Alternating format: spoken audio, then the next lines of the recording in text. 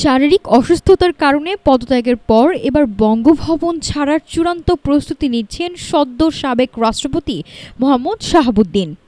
আজ রোববার অথবা আগামীকাল সোমবারের মধ্যেই ঐতিহ্যবাহী এই সরকারি বাসভবন ত্যাগ করতে পারেন তিনি। বঙ্গভবন ছেড়েই গুলশানের নিজস্ব বাসভবনে উঠবেন সাবেক এই রাষ্ট্রপতি। তার এই আগমন উপলক্ষে গুলশানের ১২৩ নম্বর সড়কের বাড়িটিতে এখন শেষ মুহূর্তের ধোয়া মোছা ও সংস্কারের কাজ চলছে।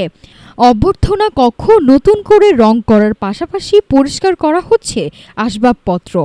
এদিকে বিদায়ী রাষ্ট্রপতি বঙ্গভবন ছাড়লেই সেখানে অফিস শুরু করবেন ভারপ্রাপ্ত রাষ্ট্রপতি ও জাতীয় সংসদের স্পিকার হাফিজ উদ্দিন আহমদ।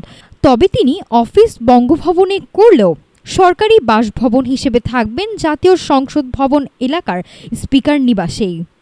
সংবিধান অনুযায়ী আগামী ৯০ দিনের মধ্যে নতুন রাষ্ট্রপতি নির্বাচন না হওয়া পর্যন্ত রাষ্ট্রপ্রধানের সব আনুষ্ঠানিক ও কূটনৈতিক দায়িত্ব সামলাবেন ভারপ্রাপ্ত রাষ্ট্রপতি।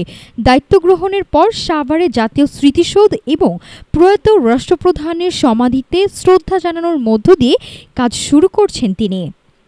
মেয়াদ শেষ হওয়ার ২১ মাস আগেই মোহাম্মদ শাহাবুদ্দিনের বিদায়ের মধ্য দিয়ে বঙ্গভবনের এক অধ্যায়ের সমাপ্তি ঘটল। একই সাথে স্পিকার হাফিজ উদ্দিন আহমদের ভারপ্রাপ্ত রাষ্ট্রপতির দায়িত্ব গ্রহণের মাধ্যমে সূচনা হলো নতুন এক সাংবিধানিক রাজনৈতিক যাত্রার। নতুন রাজনৈতিক নির্বাচিত হওয়ার আগ পর্যন্ত এখান থেকে পরিচালিত হবে দেশের সর্বোচ্চ সাংবিধানিক কার্যক্রম। নাফিসা সামিয়া, ঢাকা টুডে।